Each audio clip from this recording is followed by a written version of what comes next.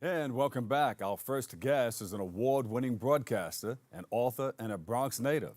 Bronx Walk of Fame, Hall of Fame inductee, who was recently recognized by the borough president, Ruben Diaz Jr. We are pleased to welcome Marvin Scott to the show. We've been watching you for some time now. I've been hanging out there for a long time. It was really good to see you. Nice to meet you, too. It's good to be back in the Bronx. You have this fantastic book here. I saw it all. I have. I saw it. I'm going to say all, because you've been there. I've seen a lot over the past 50 years, but it all started right here in the Bronx. Yeah. I was a kid at 14, and one night I'm doing my homework, and I'm watching the old Steve Allen show. At the same time, suddenly I hear sirens racing by, and I look out the window, and night turned to day, and there was this fire consuming an entire building. I had a passion for photography, was my hobby. Yeah. I grabbed my camera, raced down. If people didn't hear the fire engines coming, they knew something was happening because they heard me running down the steps from the 4th floor.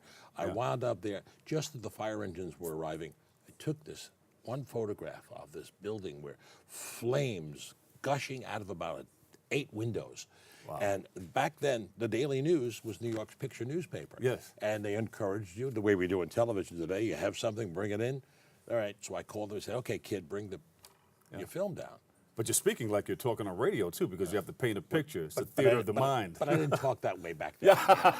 The voice was a little higher. It was. It was.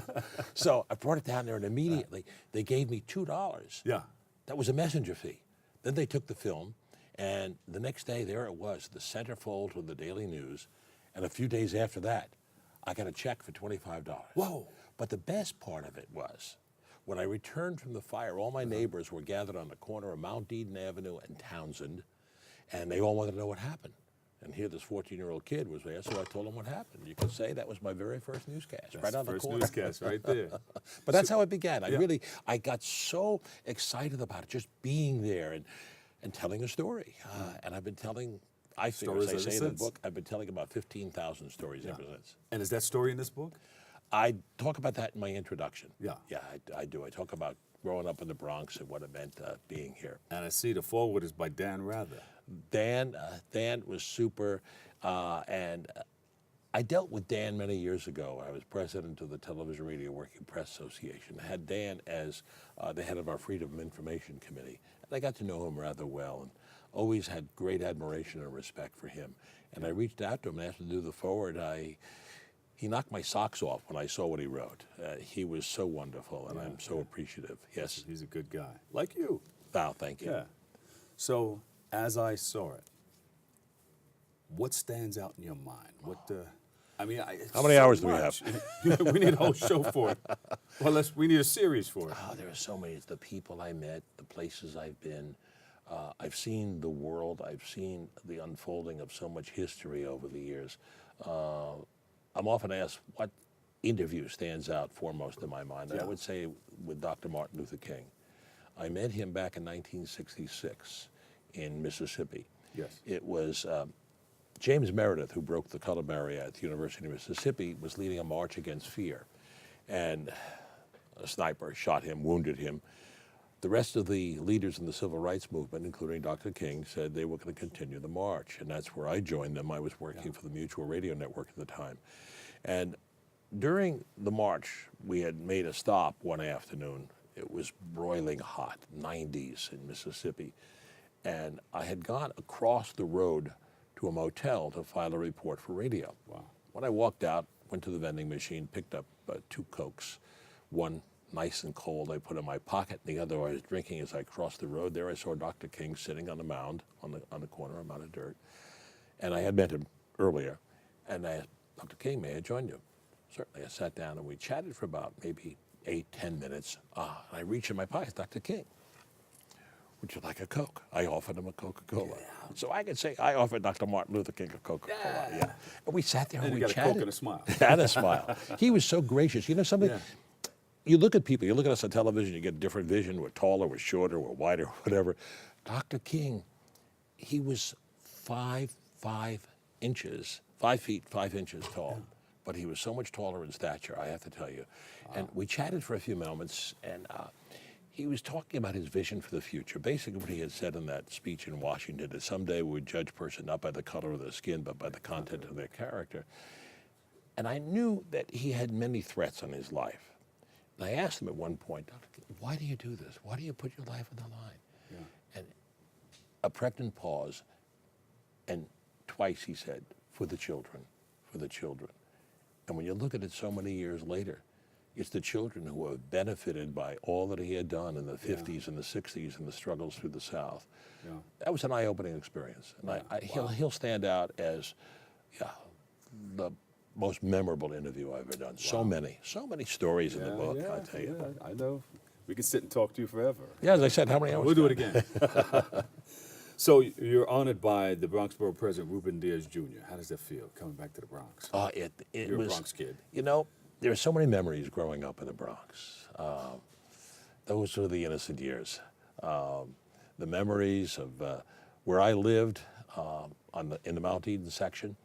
The building was, they weren't neighbors. It was like family. We would share different recipes. I remember my mom, and back in those early days of television, I think we had a 10-inch screen and a magnifier. It made it 12 inches, projection TV. And my dad had a TV, and we were one of the first in the building to have a television set. Yeah. So all the neighbors came in. Monday night was Molly Goldberg. Tuesday night was Milton Berle. I think Friday night was wrestling.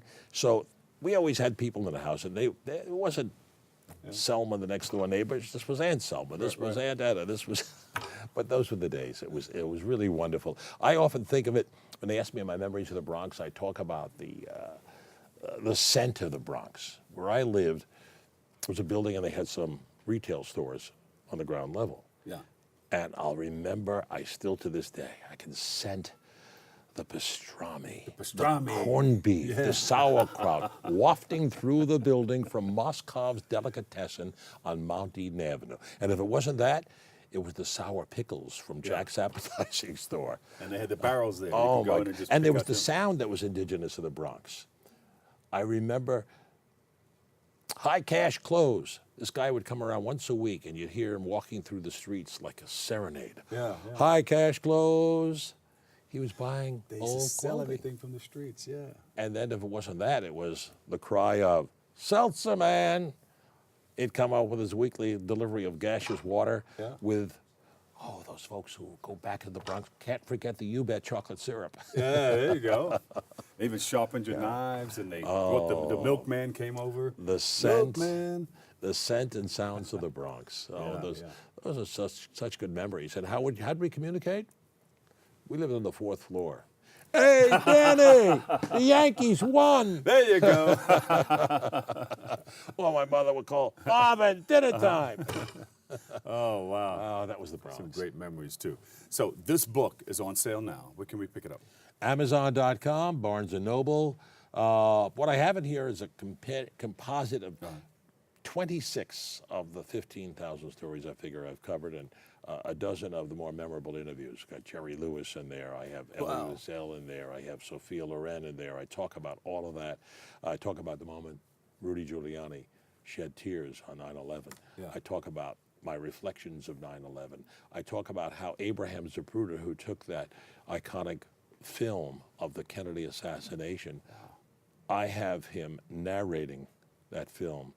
It came from an interview I did with him many years ago, and that is now in the 6th floor museum at Dealey Plaza, as part of the permanent archives of the assassination. So many memories, and I have to sign it here. Thank you so much.